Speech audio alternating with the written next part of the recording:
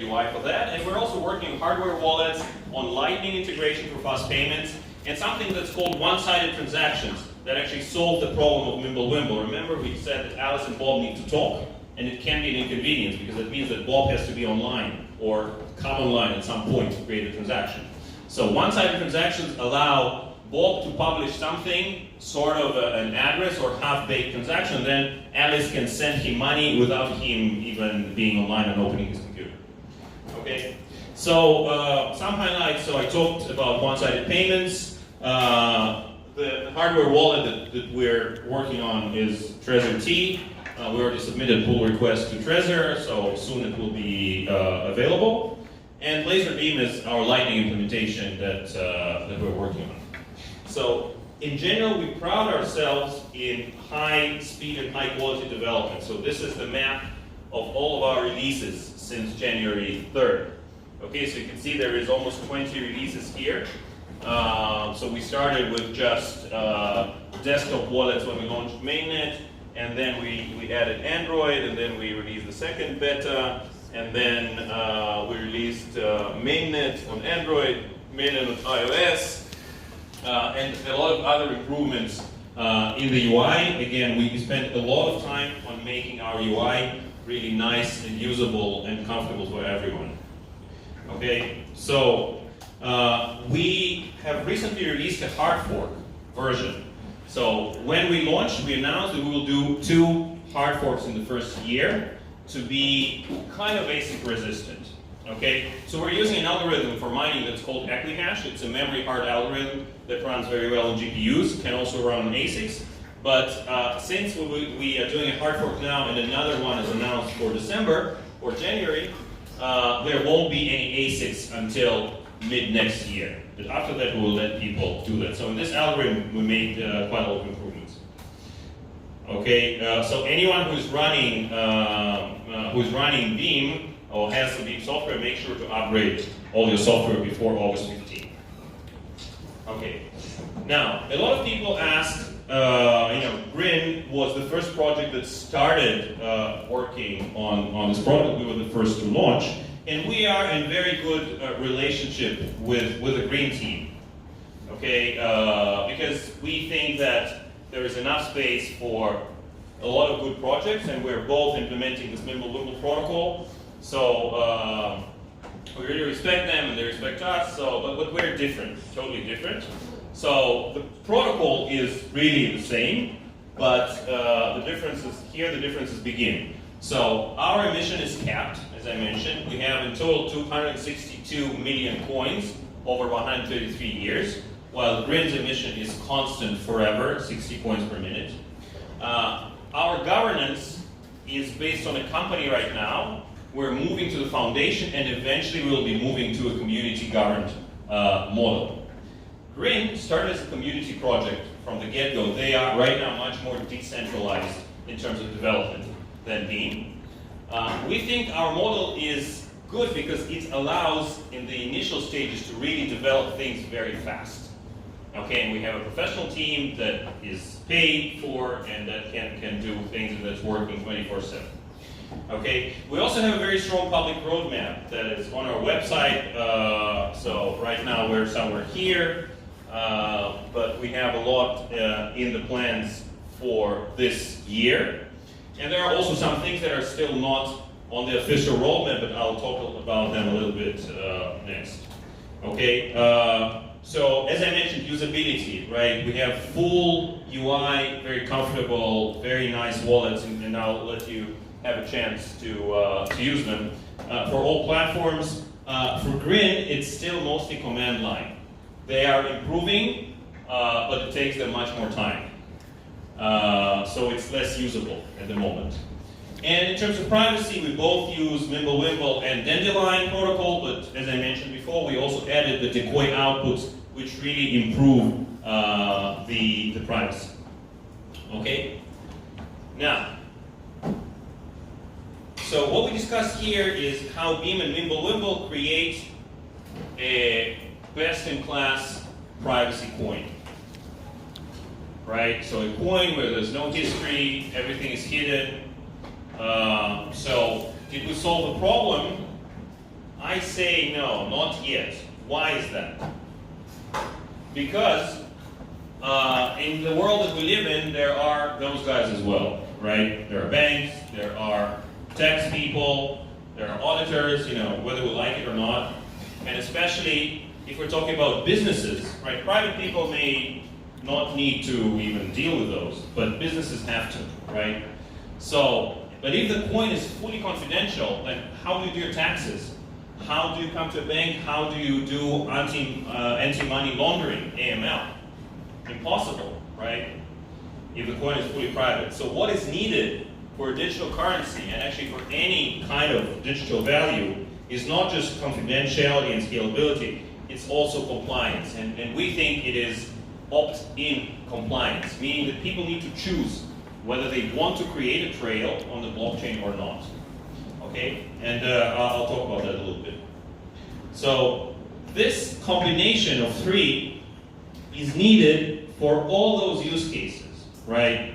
We can talk about permissionless digital cash, like Beam is today, stable coins, like MakerDAO and a lot of others, security tokens, derivatives, debt, even CryptoKitties. Everything needs those three properties: confidentiality, scalability, and opt-in compliance. Today, it's not available, right? So in Bitcoin, you may be compliant, but the price is there's no confidentiality and also no scalability, or not a very good scalability.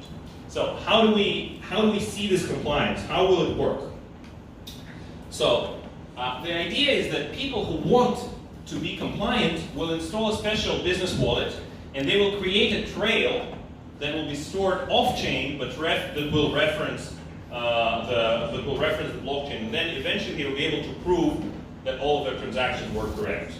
So the way it will work is Alice will create a special auditor key, and then when she starts creating a transaction, she and Bob will put some documents into like a special envelope. Actually, the documents will be stored off-chain, but their hash of the document package will be stored on the blockchain. And then the transaction will be validated, and then the auditor will be able to open the envelope and see that the transaction was done in a valid way, and he'll be able to see all the trail. And this way, users who need that will be able to do audit, to do AML, to prove all the transactions to their partners, and so on. This functionality is complex, and we are now starting to work on it, but the technology white paper is already published on our website. Okay, so our vision again is to create something that is scalable, confidential, and opt-in compliant. And this is the holy grail, because this is a currency and a tool that businesses can actually use, and this can really realize this dream of replacing money in the end. What else? So in one of the slides I talked about stable coins and shares and others. So right now our blockchain only has one thing, Beam coin. But we have technological capability to issue additional kinds of tokens on our blockchain. Okay, same as Ethereum, right? On Ethereum you can issue additional kinds of tokens, ERC20. So we want to create something similar. Not exactly, but something similar where people will be able to issue additional tokens. And again, stable coins seem to be one of the most interesting cases right now, because stable coins today, all of them lack privacy.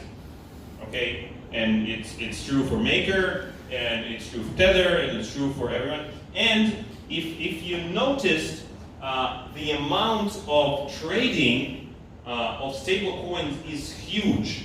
I think it's like several times the total market cap of all the stable coins is traded every day.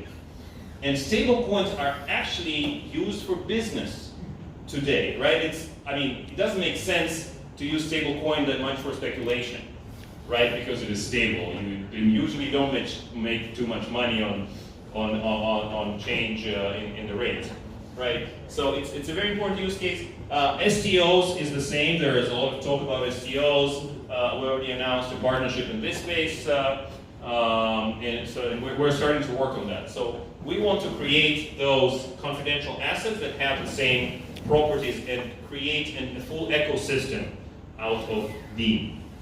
Okay, and here these are examples of what can be put on our blockchains, right? Utility tokens or stable coins or BNB or or some smart, security tokens, and of course the Beam coin as well.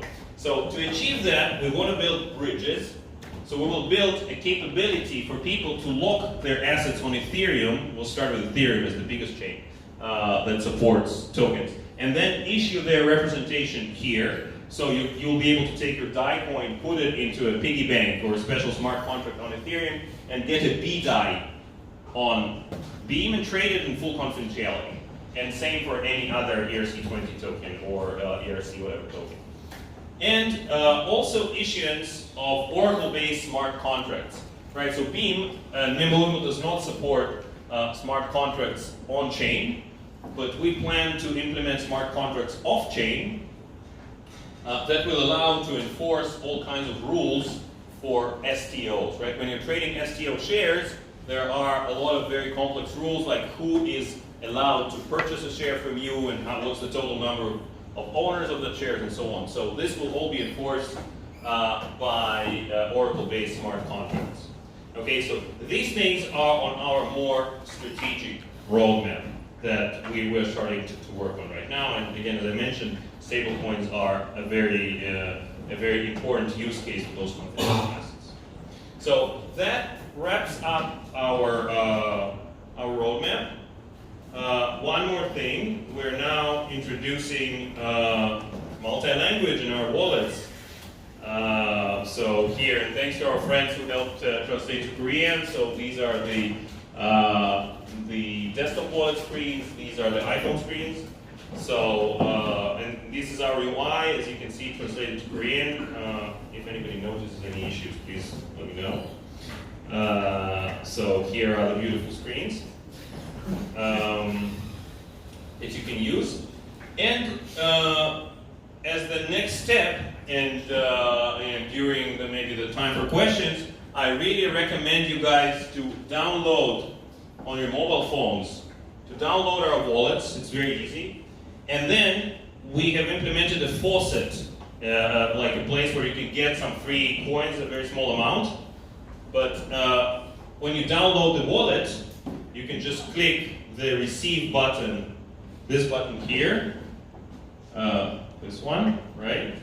And then you just copy this address. If you just press it, you can copy, and then paste it into the faucet, into the website here, and you will get some funds to your Beam wallet. So, and I'll be happy to help you guys, although I think it should work out of the box. So it's, and then you'll be able to appreciate how easy to use our wallet. So again, our goal as a project is to create best-in-class privacy coin, and eventually add opt-in compliance and build a whole ecosystem for all kinds of assets, and in this way actually achieve Satoshi's dream of really making crypto usable in real life by everyone. That's it. Thank you very much.